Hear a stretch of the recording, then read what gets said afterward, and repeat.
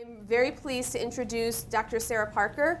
Dr. Parker is a human factors expert and team science and safety expert. So we brought her onto this project because we really wanted to think a little differently about how we approached some of the work that we were doing, and we felt that a human factors expert would really give us some insight into a safety approach that as clinicians we weren't really exposed to, and it's just not how we think. So Dr. Parker, who's now from Virginia Tech, runs their Human Factors Center and is here to offer some wonderful expertise. So thank you. Thanks, Rose. Thank you all so much for this opportunity. Like Rose said, I'm a human factors scientist and researcher. And usually when you say, I do human factors work, people think like, oh, HR, or I have a problem with the humans on my team, and that is a factor that I would like for you to fix. So what human factors is it's kind of a marriage of psychology and engineering. We take what we know about how people think, how they do things, how they interact with the world around them from the psychology world, and then try to apply that to the work that they do. So for example, if we know humans have a limited short-term memory capacity, how do we design work to appropriately either account for that or deal with that within their day-to-day workload? So if you think about nurses around on a unit, we know from basic cognitive science research that we have a memory capacity of 7 ± 2 discrete pieces of information at any point in time that we can keep in our short-term memories. Yet we send nurses out with 10 to 15 base rate tasks that they have to keep in their memory. So you can see how there might be breakdowns sometimes. So just as a really light example, that's the kind of work that I do. So it's identifying those risky situations where the work kind of outstrips human capabilities and limitations. And as Rose said, this particular project is actually, or this idea is actually really, really appropriate to integrate human factors into. So our idea in this project was to think about the risks associated with a couple of particular patient care scenarios. Think about them proactively. So think about it prior to actually getting in there and doing any sort of patient care, kind of trying to mitigate those risks before they happen. And so this is something that I think has come up a couple of times this morning in talking, in hearing the different presentations. How can you do this? How learning on the fly is certainly going to happen. This is a complex system we're working within. But how do we mitigate those risks as best as we can?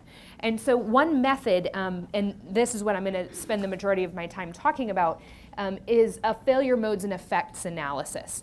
I was looking at folks' pre-questionnaire. Can you just do a show of hands? Has anybody ever done a failure modes and effects analysis? So a couple of you have. Perfect. Okay, great. So you guys can help keep me honest and tell me your experiences. So I have nothing to disclose other than that the project that we're going to talk about was supported generously by SHIP. So this particular project, the way that we were thinking about it was that we wanted to create highly effective training, and you all get to tell us if it's highly effective or not, on the proper use of PPE to prevent healthcare worker exposure to highly infectious agents and bodily fluids. We were really thinking about this problem in a multifaceted way. So I want to walk you through our logic. So you've got patients, as we've been talking about all morning, that are highly contagious, highly lethal disease that present an immediate and dynamic challenge. Usually people use low-level PPE, but they're not used to, as we've really well established this morning, they're not used to this crazy spacesuit situation. So this is one of those things that we know from a human factors perspective is high risk. You don't get to do this that often, so it's a higher risk situation. The available information regarding PPE, again, has been alluded to a number of times, was in constant flux, particularly around Ebola. We were constantly learning from the CDC, from Emory's experience, et cetera. And so how do we maximize healthcare worker safety in the best way possible? There's a number of issues, if you think about it from a human performance perspective, with the PPE. You have limited vision. You're boiling hot, which a number of people have already spoken about. You have limited gross and fine motor skills because of the way that the PPE works. Your spatial awareness starts to change. And there's been a lot of research about actually, when you get into superheated states, your acute stress level kind of rises. I guess anybody who's ever been super hot and uncomfortable, there doesn't need to be research on that probably, but there's a lot of information out there. And so all of a sudden, when you're in an acute stress state, that means that your perceptual field narrows. You lose a lot of your capacity to understand and integrate social cues. That's the research side of it. And so all of a sudden, we're taking this person who's supposed to be caring for others, and they are now potentially a high-risk individual themselves, but they're also performing a really high-risk task. So we really wanted to know, can we use a risk analysis process to identify challenges and mitigate them before they actually occur in practice? And this is the point where I need to make sure that you all know I am not a clinician, I am a psychologist. And so I am coming at this from a not clinical standpoint, purely from a standpoint. And this is how you know that, because every time we talk about fecal management, I giggle a little bit. And I'm trying to be very mature about that, but I just think, and I had a toddler when we well, I still have a toddler, but when we started this project, she was in diapers, and I kept being like, we're working on fecal management, Layla. And I'm not sure she thought it was hilarious, but I did. So our clinical focus was one particular scenario, and this is what I think you're going to go through a little bit today. But placing a fecal management system for an EBD patient, providing hygienic care for this particular patient, and we had a couple of subtasks that we wanted the caregivers to do. So change the receptacle bag, patient room setup, and deal with copious amounts of body fluids, and then replace a clean bag, okay? So this is a very specific task. We took this small task to see if we could apply this failure modes and effects analysis work to really identify the risky areas. So for those of you who are not familiar with a failure modes and effects analysis, there's kind of a general process that you can go through that really, it's really nice. It's kind of a nice linear process. So you just select and define your process. So that's when we chose fecal management, and then we chose specific tasks within fecal management. We assembled a team, so including human factors people, clinical experts, infectious disease experts, et cetera. And then for us, we used simulation here. And Rose is going to talk a lot about simulation as a choice here, but we used it here because we thought there's loads of policies and procedures, but we need to actually know how people are really doing their work in order to really understand the risk. So we had folks go through a simulation, go through donning and doffing their PPE, go through this simulation so that we could use that simulation to actually identify work as done as opposed to work as imagined by the policy. Does that make sense? So simulation can be a huge advantage here to doing this. So we identified the steps in the process based on that simulation, based on our viewing of the video. So I wanted to show you the video, and be forewarned, there's a butt. It's a fake butt, but I just want you to know, because I did not, and that was good fun when I opened it on my computer.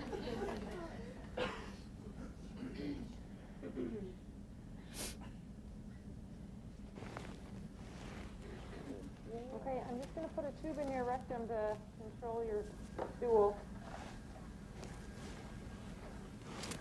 So you can see here, when you're thinking about doing this as a failure modes and effects analysis, we're kind of watching, okay, they're doing some setup here, they're going through, and you can detail each one of these little steps. You've got two of your team members kind of fully kitted in their PPE here. And then the other benefit of doing it in simulation is we've got some audio, but we've also got some video that kind of really helps to complement your understanding of exactly what's going on.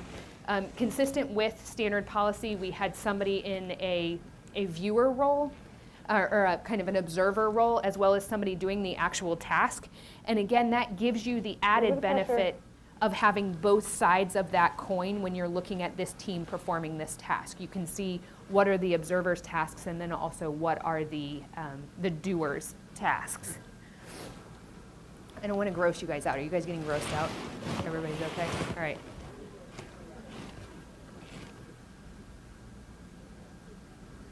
Okay, so basically, just to again, kind of help us to really understand. So we identified all of the different discrete steps in that process. That was just a little bit of the video. We have a much longer set of videos. But then comes the fun bit. So then you start to look at each different step in the process, and to do a failure modes and effects analysis at that point, what you want to do is identify the different failures that can occur per each step. You want to do this. This is where it becomes your prospective tool, okay? So let's just say that the process step that we're using here is set up blankets on the floor to dam liquids. So set up blankets on both sides of the patient bed to dam the liquids. Now, you get to be creative and have fun here and think about what are all the potential failure modes. You can be as crazy as you want when you're doing this process. Like, I mean, the lights could go out and the hospital could unexpectedly blast off into space. That's highly, highly, highly unlikely, but it could happen. And so you can take all of your potential failure modes and you kind of list them out. So for us, when we were doing this process as a team, it was really great actually to have our multidisciplinary team do this, because I would think of things from a human performance standpoint that folks from an infectious disease standpoint wouldn't think of, and the folks from the infectious disease standpoint were brilliant in thinking about really interesting ways that this could fail, which never would have occurred to me. So it's so helpful to have your multidisciplinary team do this. So, for example, some of the failure modes that we came up with, you're setting up blankets on the floor to dam the liquids. Potentially that item is not available in close proximity. So all of a sudden you have to walk away from the patient, go over here and get something and then come back. That is a potential risk here. Becoming contaminated in multiple ways. So for the gowns hitting the floor or your feet because you're walking around, potentially spreading the agent because you kick these towels that you've set up as a damming. You could potentially trip over the towels. The pads that you're using to dam the liquids don't stay rolled, and so there's all kinds of. You can take this as far as you want, but it's really helpful because you start to think of the most likely things that you think could occur in this particular for this particular step. And so to do your failure modes and effects analysis for each one of those process steps that you come up with, you start to identify failure modes. Some process steps might have tens of failure modes, some might have 0, some might have 1. But it really helps you to identify which one of these process steps is the highest risk. And then once you've identified your failure mode, you can identify what the effect of that failure occurring could be. Does that kind of make sense? So if the item isn't available in close proximity to the provider, well, the effect of that could be that suddenly your procedure takes a lot longer to actually do the damming part, and your patient starts to decline because you're not managing their issues as well. There's increased risk of spreading, healthcare worker exposure, and so on and so on. So once you've identified your failure modes and then identifying the effects of each failure mode, now what you do is we're sorting those failure modes according to what we perceive as the potential risk. So there's a really easy way to calculate this. And this is kind of standard when you do a failure modes and effects analysis. You calculate it according to severity, occurrence, and detectability. Okay? So severity. What has the most severe impact on a patient? If this failure mode occurs, how severe is it for the patient? Occurrence. So the hospital blasting off into space is super severe, but it's very, very unlikely that it's going to occur. So its occurrence would be really low. Does that make sense? Severity high, but occurrence low. And then detectability. So how detectable is it if it actually occurs? So if you trip over the towels, that's super detectable. But if you brush up against something that's infected, that's not nearly as detectable. Does that make sense? So you assign a 1 to 10 according to each of these risks for each one of your failure modes. And what that does, and then you can multiply the 3 together, and it gives you a risk priority number. So it's just a really easy way to kind of prioritize your risks based on severity, occurrence, and detectability. Yeah? In terms of the severity, this example shows the impact on a patient. Mm-hmm. At what point does that get switched to the impact on the healthcare worker? That's a great question. So we said just for this, what's the impact? You could switch it. Okay. Yeah, So it wouldn't no be that problem. same factor. Yep, Okay. yep, exactly. Or you can, for us, we were using this kind of fairly standard thing. One of the issues that we ran into was in doing this, and I'll talk about this in a minute, but if the patient can't help themselves, all of a sudden, all of our risk priority numbers just went like sky high. So we added some risk there. Could you repeat what her question was? Oh, sorry, I thought you were talking in the mic. I'm so sorry. I'm pretty loud. I was just asking with severity, if in terms of this one takes into account the patient impact and severity, and I wanted to know if that could also be the healthcare worker, or if there's a different method for that. Yeah. Okay, so what I thought we could do is actually take as your tables. You should have this slide that says exercise up at the top in your slide set. It's on page 3 of my little section. And so what I thought might be easy to do for us is look at this kind of failure mode and the effect of the failure mode, and then as your table, assign these different failure modes, severity, occurrence, detectability, and give it a risk priority number for each one of these. Okay? Yeah.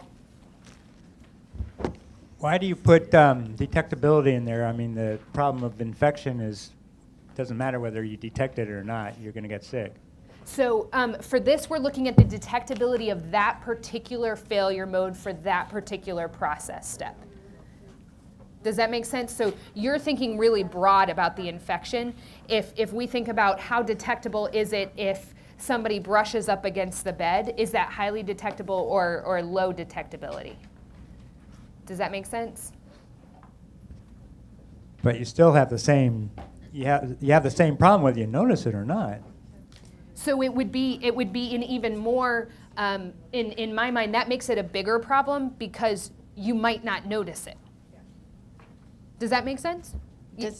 Am I understanding you correctly that the idea is if it's detected sooner, then the possible outcome might be mitigated somewhat? But yes. that's an assumption you're Yes. making by using detectability as part of the equation. Yep. Ross, did you want to add something? Well, I was just going to give an example that if I'm working with a patient that's throwing up a lot, and all of a sudden vomitus ends up on my chest, that's easily detectable. But if I lean up and my observer doesn't see that I'm leaning up against the bed and I get it down here, that's not detectable. And now I have a risk of moving that elsewhere without catching it. Yep. So that's where that plays a big role. Yep. So as your table, here's the different process steps. Again, or the different failure modes and effects of the potential failure modes. So as your table, assign a severity, occurrence, and detectability score. And then we'll kind of come back together and talk about that really briefly. Okay? So, yep? I didn't put the table in. I'm sorry. I apologize. I put it in the slides. I can leave this one up if that's helpful. There's well, it's not. Oh, is that with the answers? It's not the answers, but it's what we rated it. So.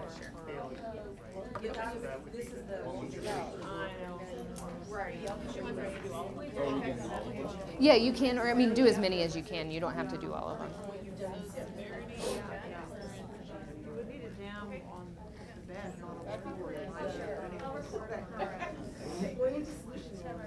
sorry.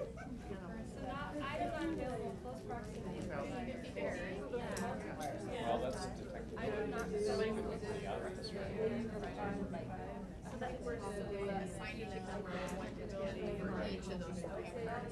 Yeah, if you do a rectal, before it happens or after it happens, forget the ones that happen.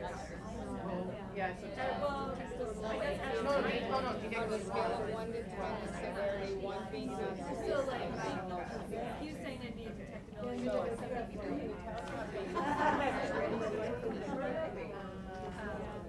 I think it's quite variable, and actually, when I've done some background stuff, I mean, it has a current thing, it's been a little bit different, it's where actually,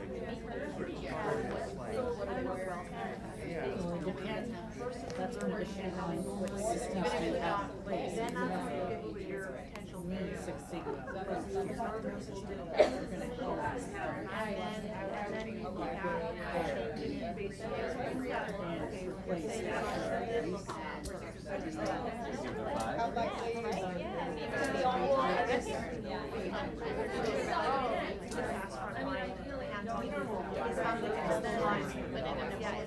You have a massive number of cases.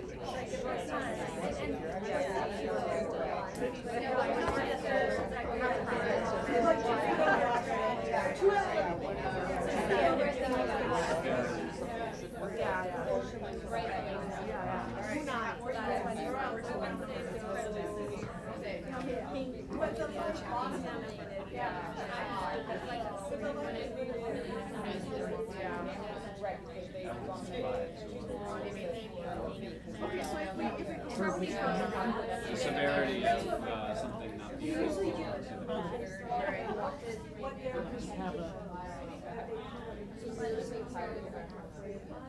I would say we survive. This would be another factor that we play into it. Any simulation would be like, it'll Still.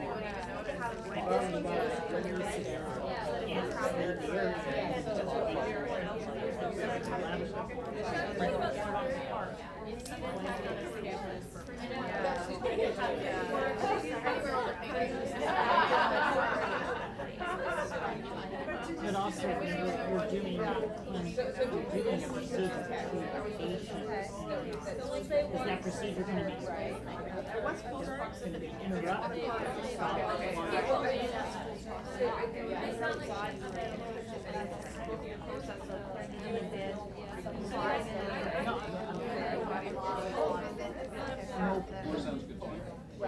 I would say that it's not very detectability. I think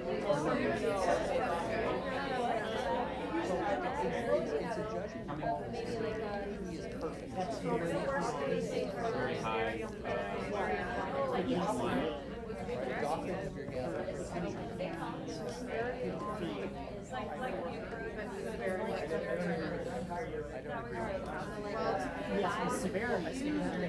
All right, so let's come back together.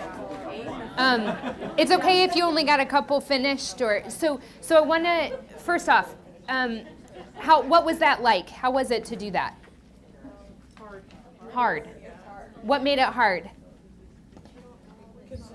Because you didn't have all the information for Okay. everybody. The way they set up their room, patient room, for example, could be different as far as like if the towels are within reach, or they're not there, or they don't have a plan to restock on a regular basis. That's a great example, and actually it really gives credence to using a simulation to show how that work is actually done, as opposed to how it's imagined in the policy. That's such a really good point. Yeah. I think like any time you're coding something, which is what you're asking us Yep. to do, if you don't have the context, we can do this one step, but somebody else could code it very differently Yep. because we don't have the contextual Yeah. way that things have been addressed, what really is an 8 versus a 5, for example. Yep, and to your point, what's an 8 at my institution might not be an 8 at your institution. And so I think that's a really important point. And your process steps might be different. Your failure modes might be different if you're at a rural hospital versus a level 1 trauma center hospital. What else? Somebody said consensus. I don't know who said that, but did anybody want to elaborate on that? Well, I think it's I think it's hard when you're sitting with a group and saying, we're all from different institutions with different backgrounds. Yeah. And so I, as a nurse, have a very different concept as the physician colleagues that are sitting here versus a safety colleague. Yeah. So based on my experience, plays into how are we going to decide this as a group. Yeah, and I think that's a really good point. And again, gives you a bit of an opportunity to appreciate that your concept of what's risky may not equal what the other person's concept of risky is as well. And I think that I think while it makes actually assigning a number sometimes a little bit tricky and a bit of a negotiation, it actually gets you a better understanding of how multiple people perceive a task. The other thing that I wanted to mention with this is that a lot of times when people think about doing a failure modes and effects analysis, if you've done it before, sometimes people are like, no, please don't, because they can take forever and they can be super, super tedious, right? I would argue that they don't have to be like that. Like if you can narrow down your risks fairly rapidly or narrow down the process steps that you're worried about fairly rapidly, then it doesn't become this gargantuan task. Yeah, do you have something? Something that seems to be risky about this risk assessment is that if you have, let's say, a 9 and a 10 on 2 categories, but you have a 1 or a 2, small differences in that category change your overall RPN by You're an exactly enormous right. effect, whereas if they're all 9s and 10s, small differences don't make any difference. Yes. So it seems like for ones where you think one of them is, the error in the way you assess is huge. Yes, I think that's a really good point. And again, really important to have your multidisciplinary team around the table to help you get that number as close to what you think is accurate is. But the other thing is you don't have to sort this based on your risk priority number. You could sort it based on severity or based on likelihood of occurrence. It depends on what your priority as an institution is. So the risk priority number gives you kind of an overall picture, but there are other ways to kind of interpret and sort this data. You can also, the other thing that I've seen folks do, and we did a couple of times when I was at Mayo when we were doing these, we added a resource availability column as well. So, because that was a huge issue, did we actually have the resources? That was something that we wanted to be able to sort on as well. So there's a lot of ways to kind of augment this and think about it. But at a baseline, this is kind of to prospectively evaluate risk at a fairly high level. I think it's a good rapid cycle tool. Yeah. I was just going to say too that some things, like some of the standard operating procedures in a biocontainment unit are different than how you normally do things. Yeah. So it's really hard to say what the potential failure modes are until you actually simulate it, because you don't know that when you're going to now start counting sharps before and after a procedure. Yeah. That having a list with every single sharp that's in that particular kit is not very helpful, since you might have like 6 different kits that you might use. And so it was better just to use a whiteboard. Yeah. So like stuff like that is really hard to figure out if it's things that you don't normally do in regular practice. It's a great point. Yeah. Yep, great point. And again, why doing a simulation is helpful for this particular type of process. So in your slides, you'll have, these are the risk priority numbers that we assigned as a team to this particular process step, just so that you're aware. So then the next step is you sort your risk priority numbers or your severity or your occurrence, and figure out which failure modes are your highest flyers. Which are the things that you are the most concerned about. So typically, by your rule of thumb, you prioritize based on your highest risk priority number.